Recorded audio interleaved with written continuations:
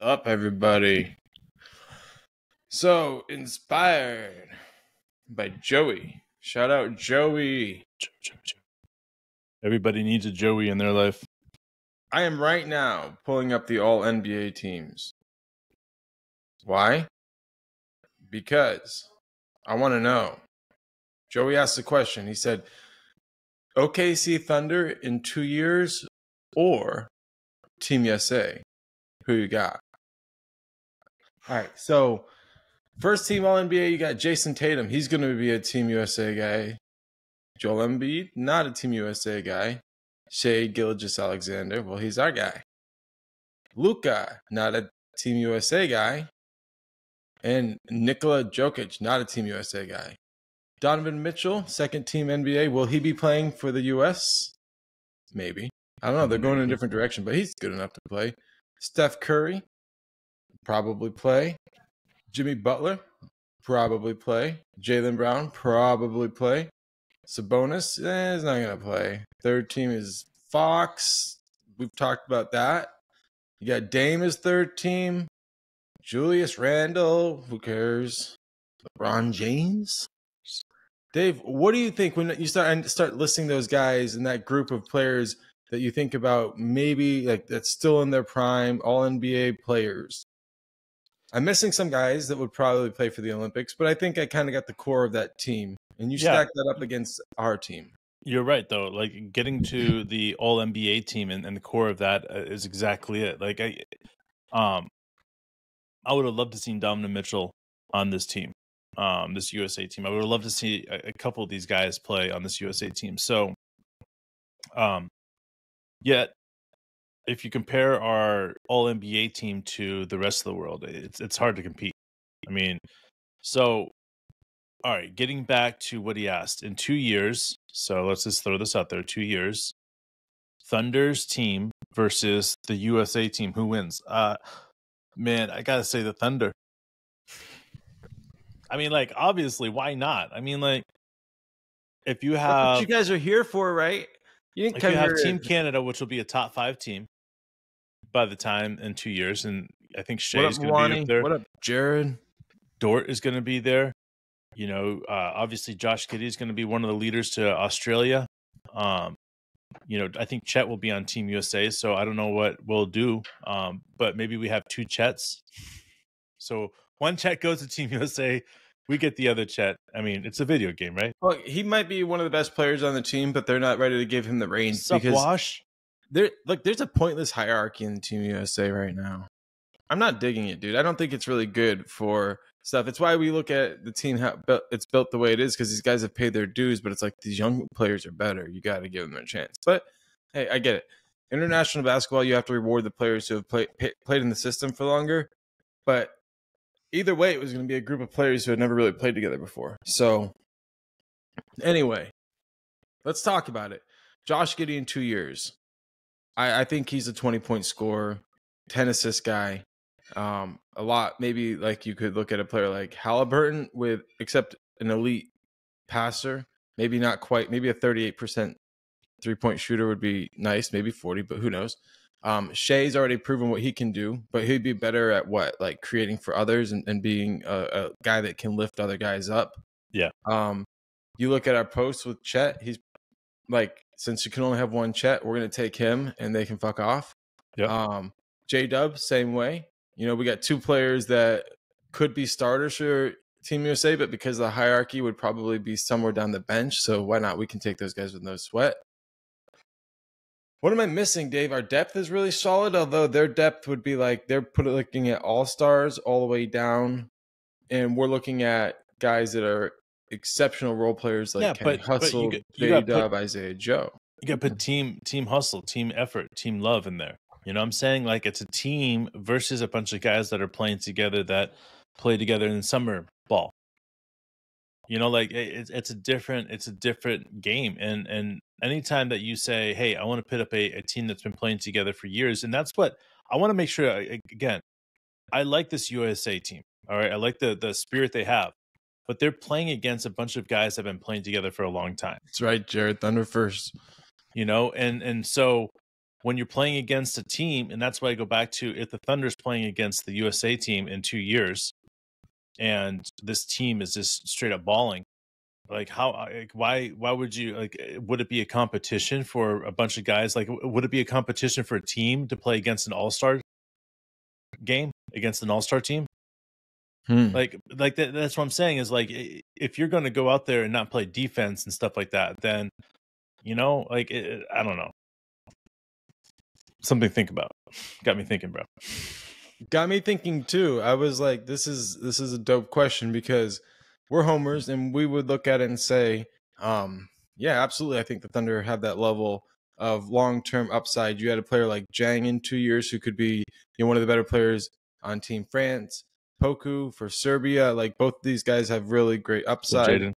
You go down the list, it's like we're loaded with international talent, with players who are going to get opportunities that just would not get these opportunities for Team USA, because it's only, all NBA players who get to play on these teams usually.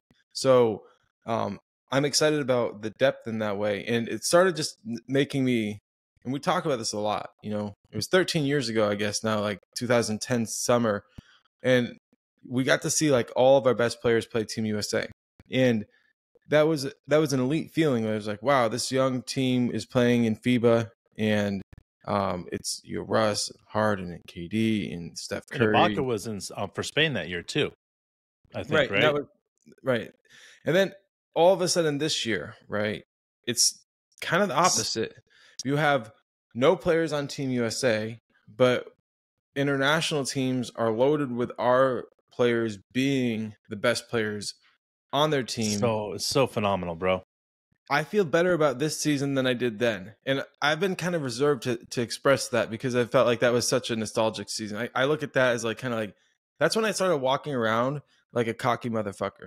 Before then I was like, yeah, the Thunder are good. You know what I mean? And they're going to be good. But we won 50 games and it was like, what's going to happen next? And then it was just like, you saw the team ball. In that FIBA, you saw like Russ was one of the best players in the whole world. And you saw KD was the best player in the whole fucking tournament.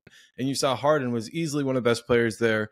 And you realize this is really special. It didn't last as long as all of us would have hoped. But I'm looking at this and it's like, this is better. Yeah.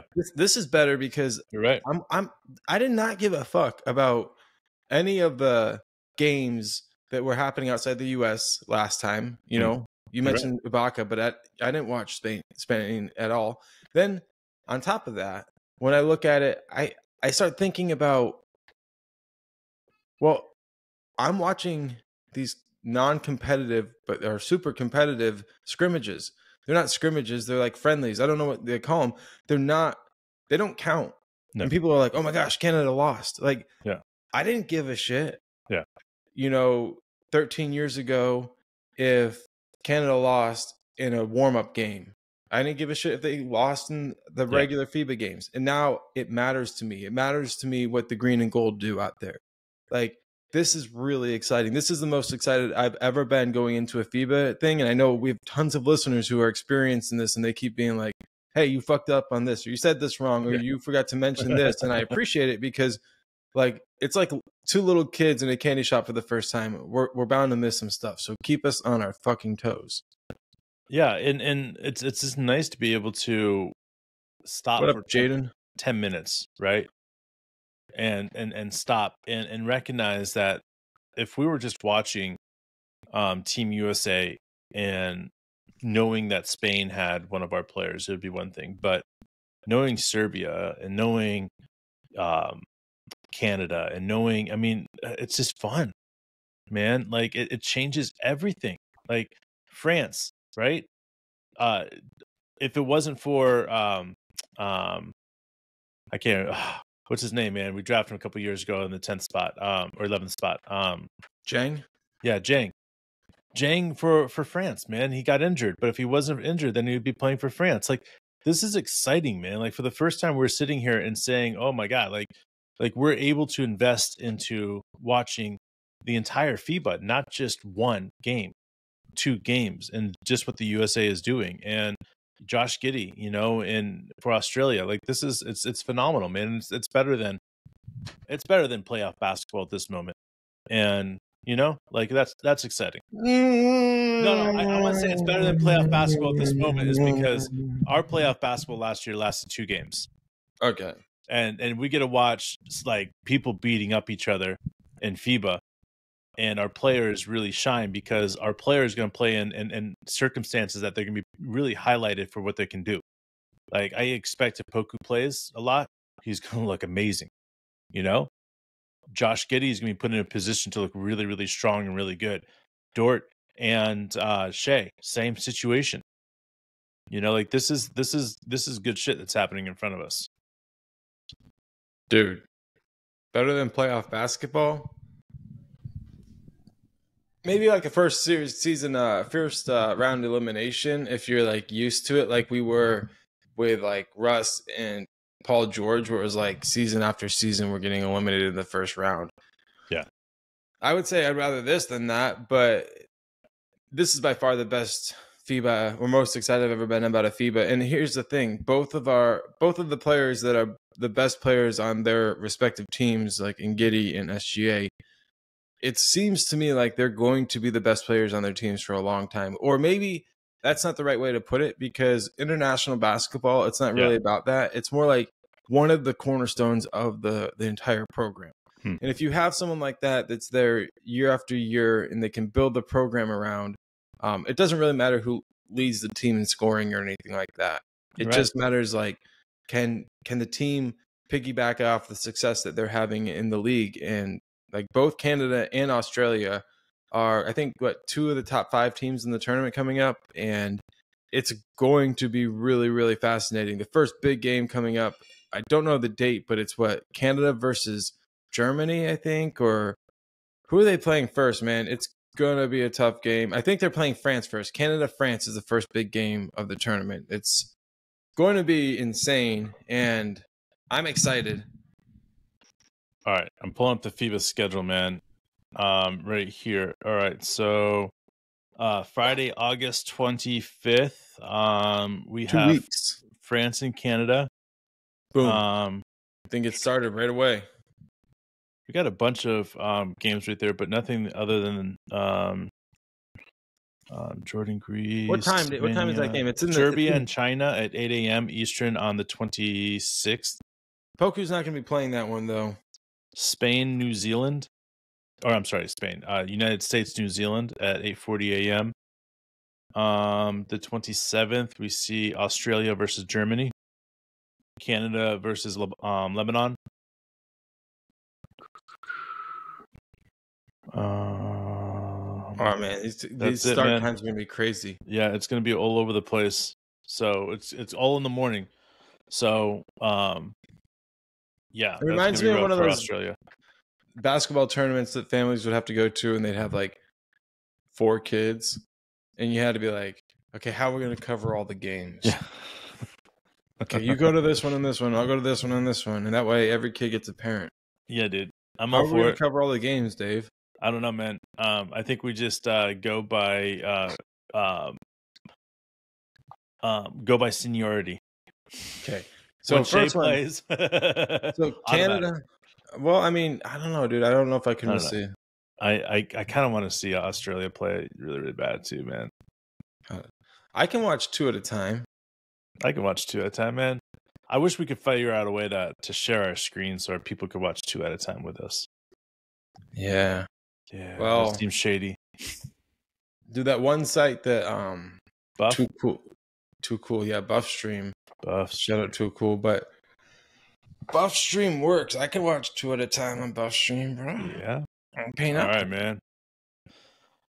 Ooh, yeah. France and Canada is gonna be a dirty game.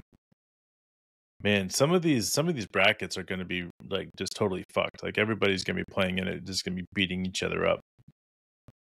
Like I know, but man, like what for Canada to come out and lose to Germany, like Camille was saying, like, and then be like, you guys fucking around? Like, because we got to play France coming up, and we can't be fucking around. Like, how does that work, bro? Like, I heard that the locker room was tense. They got a brand new coach. I guess the Raptors get a new coach, so they need a new coach for Team Canada too. But like, what is that? what is that like? How Bro, it's what happens when you have a younger squad and you don't have a true voice to the team, man. You know, and that just happens. Like, is Shea going to be able to step up and be that main guy on that team, or is he going to rely on somebody else, or is Dylan Brooks seriously that toxic that everybody just hates him? you think that people don't like Dylan Brooks on Team Canada? I don't know, man.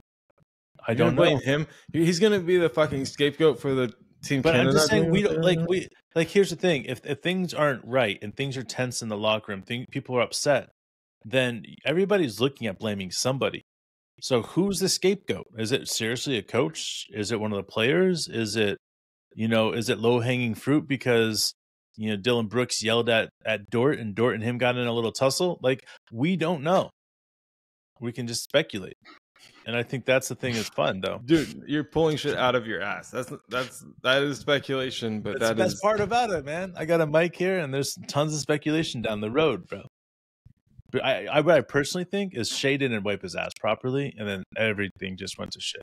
I've heard from sources that Dylan Brooks is a problem in the Team Canada locker room also. Dude, that's what happens when you get into boofing, dude. Take it up the butt. I'm just trying to, like, are you saying Shea or Brooks, bro? Brooks, man. Come on. Okay. He's a clown. You're the one. You said that Shea wasn't wiping. That's what I thought. Nah, dude. Then you went to boofing, and then you're like, oh. No, it's the clown. It's the clown and the clown. You know what I like? I like how everybody can't say Twitter anymore. They have to treat it like Ron Artest when he changed his name to Meta World Peace, and they're like X, formerly Twitter, formerly known as Ron Artest. Dude, Ron Artest, dude, what a joke, dude. I miss him. Dude, oh my god. I went back, and do you ever watch that Malice in the Palace? I never watched that 30 for 30. You got to watch Malice in the Palace. Like, the way he explains it, you know? Did you know that he went in the fans and he beat up the wrong guy? I imagine, because how would you know which guy threw something? You wouldn't look until, dude, you know what I would do if I threw something? I would duck. I would act like I didn't throw it and I'd walk away. You know how I know that, Dave? Because I've done that shit before. That sucker who was standing there, man, oh my god, he got an ass kicking, but me, I got away with it. Dude, yeah. Throwing things into a big crowd or on stage at people is not acceptable anymore like it was in the early 2000s when you and I would go to concerts. So the world is different now, Dave. The world is different. People are throwing way cooler back. And it's way more uptight. Yeah, dude. Yeah, just chill. Just chill. Man, what else we got going on, dude? Dude, I want to say this. I was thinking about this the other day, right? I was thinking about the reality of where we're at with Kenny Hustle. So, hang on. Where are we at with Kenny Hustle? Because I think he's one of the better role players in the league. He's like somebody that playoff contenders think could help him. I mean, if there wasn't Dort, he would be our starter in that position. Why wouldn't he? He can play all 5 positions. He can switch on everybody. He plays really hard, really physical. Sometimes glue guys play best in glue roles, and we've moved him in the starting lineup. When did he play best last year? I thought off the bench. I felt like we put him in starting lineup spots for the last 2 years, and his contributions were always his best ones were like when he could create a different tempo. Put him in the starting lineup, where did we put him at? Probably small forward, but I can't remember. Small forward, or center. All right. When we went small ball, he would go to that center position. And here's the thing about that. He was always like overmatched. And that's why he didn't have these great games. But if you think about what we were trying to do there, that's why I get excited about him. Because as much as you need really good offensive players out there, having somebody like Kenny Hustle that can shoot 40% from 3, that can drive and get back door very hard.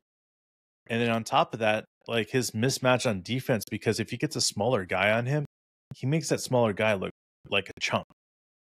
So like he's bully ball. Let's call him the leader of the bench. Maybe not necessarily the sixth man, but like let's give him that just put title. it out there. The reason I put that there is that because I feel like Kenny Hustle could start on 30 teams in the NBA right now. Think about that. All of them? All 30 teams, bro. Name a team that he wouldn't start for right now. I mean, I'm not really good at these types of things without preparation. But I'm serious. If you have a player that can play shooting guard, small forward, power forward, even at small power forward, he can go in and out that lineup. What team would he not start for? That, I mean, he could play even point guard if you needed him for a little while. Like, so with that being said, is there a team that he wouldn't fit in with playing at least top 4 in minutes on their team? I maybe the Clippers, but even then though, like you move him over at the shooting guard, or you put him at the small forward, or you put him at the forward, and you know, like, I don't know, dude. Like, I look at Kenny Hustle as being one of those guys that no matter where he would play at this point of his career, and what we saw with the 50 games that he played last year, I just have a hard time thinking that he wouldn't end up being at least, you know, a top 4 minutes per game for that team. I think you also could make the same argument about J. Will. Like, there's not a lot of teams that couldn't use a league leader in charges. Isaiah Joe, second best 3-point shooter by percentage in the league. Okay, so then you throw in Cason Wallace, the number 10 pick, who, you know, a lot of teams would find a spot for in the starting lineup. Poku, I mean, I think there's a bunch of teams he could be seen as valuable enough to start at this stage. Maybe I'm exaggerating his skill set, but here's my thing: like, you go down the list, and I'm missing people. Yeah. Wiggins could earn serious minutes in this league, and he's on the outside of looking in of this like next 5 group. I know, but that's what's so crazy is like Coach D has this deal he's got to deal with, and really it's everybody's been talking about the top, you know, 7-8 guys, but the reality is it's much more difficult than that, because if you only play 7-8 guys, then you're leaving out Cason, you're leaving out Poku, you're leaving out all these other guys, and to me, like, I don't see him stopping playing these other guys. I don't see him all of a sudden saying, Poku, you're only going to play 10 minutes a game, I'm sorry. Like, I don't. I see most of our guys getting 10 to 15 minutes a game that are 10 through 15. You know? And if you think about that, that's 15 minutes a game for those guys. You know? And you go up and you start looking at the other guys on the bench, and they're going to get a ton of minutes too, because I don't think we're going to lean heavily on our starting lineup. I just don't think we need to during this season. Like, we might in certain games where we're like, okay, well, we have to play the entire first quarter here. But most of the time, we're going to be able to lean on the way that we play effective defense, high-paced offense, and the fact that we can substitute any of these guys in and out as quickly as possible, and we still cover down. That gives us a chance, because you saw like Coach Dagnall shorten his lineup in those play-in games. We have to be able to rely on the bench through the 82 games if we're going to be able to get a push out of the starters in the playoffs. Like, that was like, those 2 games were, whoa. Like, for those guys, none of them had been in that situation. The only one who had been in that situation was Shea, but he was in a different role. And it took a toll on all of them. I feel very, very strongly that this next step is going to come from, like you're saying, relying on the bench, going 12, 14 deep in a game. But Mwani, you're right. You shorten the bench when it comes to the playoffs, and you shorten that rotation, but you don't define who that rotation is until the end of the season. Like you can't go out there and expect these guys like old school and LeBron playing 40 minutes a game or 39 minutes a game in the season or regular season. Like, we're not doing that to Shea. We're not going to do that to Dort. We're not going to do that to Giddey. Like, these guys are going to average 30, 32, 33 minutes a game, and they're just going to clock up until the end of the season where they're able to put out, 40 minutes a game at the end when we're playing in the playoffs. And we shorten that bench up. But we're talking, 83 games into the season.